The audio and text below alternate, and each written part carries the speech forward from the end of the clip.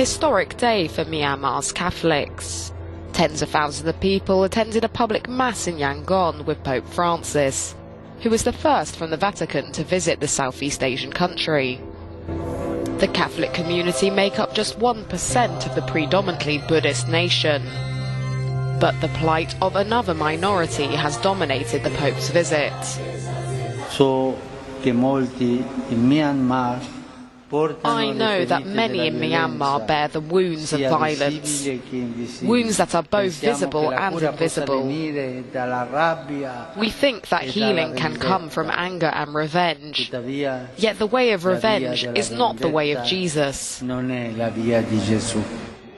a speech on Tuesday, Pope Francis urged for respect for each ethnic group, but avoided specifically referring to Rohingya Muslims. More than 600,000 people have fled Myanmar since violence broke out in Rakhine State in August. Human rights groups pressurise the pontiff to use the term, which is rejected by Myanmar's government and military. But church leaders told him doing so would only aggravate the situation and put the country's Catholic minority at risk. Colombians have marked the first anniversary of the plane crash that claimed the lives of 71 people, inaugurating a plaque dedicated to the victims as well as the survivors of the ill-fated flight. A year ago, a plane carrying Brazilian soccer team Chapecoense to the final of the Copa Sudamericana crashed into a hillside near Medellin, Colombia. Only 6 of the 77 people on board survived. We have love and affection and a very close relationship with our Chapeco friends who are always very close.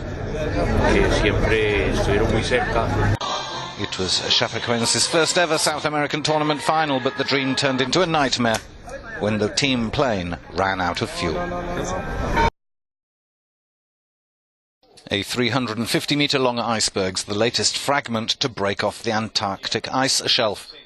At around 280 metres wide, the block is the former western tongue of the Grey Glacier in Chile, a famous tourist attraction. Climatologists say the calving of the ice block is no mystery. The retreat of the Grey Glacier is a process that's been constantly accelerated in recent times and is very likely to have to do with climate change. There are fears the new berg could prove hazardous to ships. Events like this in this location are rare. The last such large-scale rupture taking place in the early 1990s. Although the location is unusual, scientists say it's part of an ongoing process that has seen similar icebergs released from elsewhere on Antarctica's ice sheet. A scientific project is uncovering ancient writings hidden for centuries under more recent texts kept in a monastery on Egypt's Sinai Peninsula. Known as palimpsests, the concealed documents are the result of parchments being reused by scribes. Researchers are using spectral imaging techniques to reveal the earlier writing. When the project goes online next year, visit the website and just explore. You won't be able to read it, but you'll get a material sense of the fragility of history and the disappearance of important texts. We think of Plato and Homer and Aristotle. Texts have been lost from all of these great authors. The 6,800 pages of hidden text are written in 10 languages and include a recipe written by Hippocrates, the father of Western medicine. We've seen a large number of languages represented in the erased texts that we've been able to make visible again. And we've seen how strong the cultural contacts were throughout the ages, and that the holy monastery, rather than being in a remote location, really acted as a magnet for people of many, many different cultures. Our Euronews correspondent reports that the presence of so-called Islamic State in the Sinai area has made access to St. Catherine's Monastery harder than it already was. It's for this reason that researchers are digitizing the palimpsests and uploading them onto the internet to make them available to the entire scientific community. Good evening, Mr. Davis. Britain has reportedly agreed a deal to leave the European Union. The so-called divorce bill is said to be worth between 45 and 55 billion euros.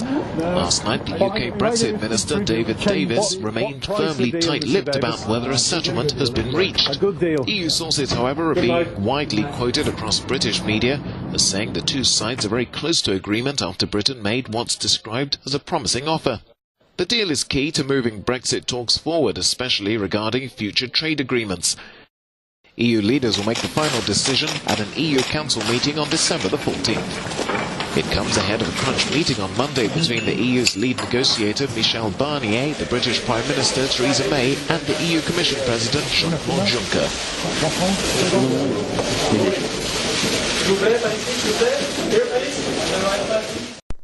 The mayor of a small town in western Germany has survived a knife attack possibly linked to his liberal immigration policies.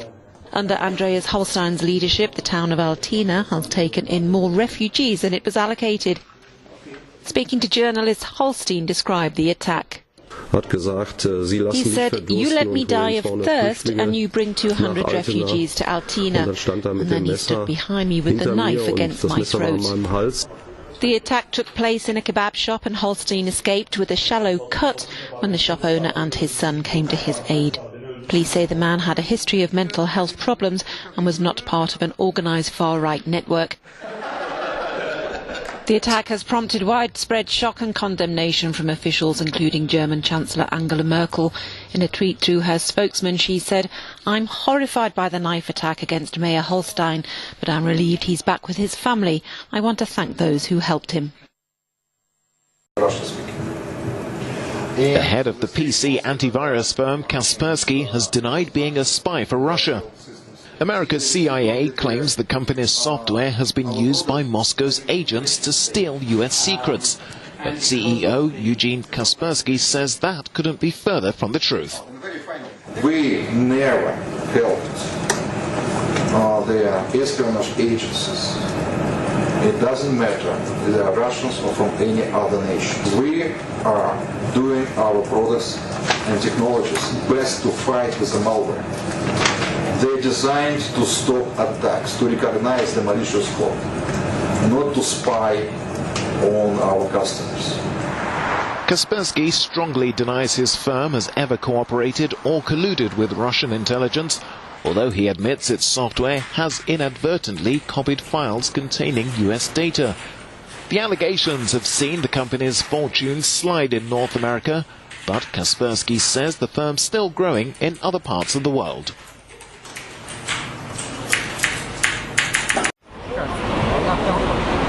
Turkish prosecutors have issued detention warrants for 360 people in an operation targeting alleged supporters of US-based cleric Fethullah Gulen within the army. The detentions follow the arrest of 700 people last week in the ongoing crackdown since the failed July 2016 coup, which has seen the imprisonment of 50,000 suspects and the sacking or dismissal of some 150,000 officials and military personnel. Turkey insists such a purge is needed to uproot what it calls Gulen's state within a state. Once a supporter of Turkey's President Erdogan, the two men fell out, and Gulen has lived in American exile for years. He denies plotting to overthrow the AK government. The Turks have repeatedly demanded his extradition. Televidentes en que nos llegan a final de Notisia Internacional. Después de algum anúncio comercial, nós está com o Deporte CBA com o colega Carl Reuter.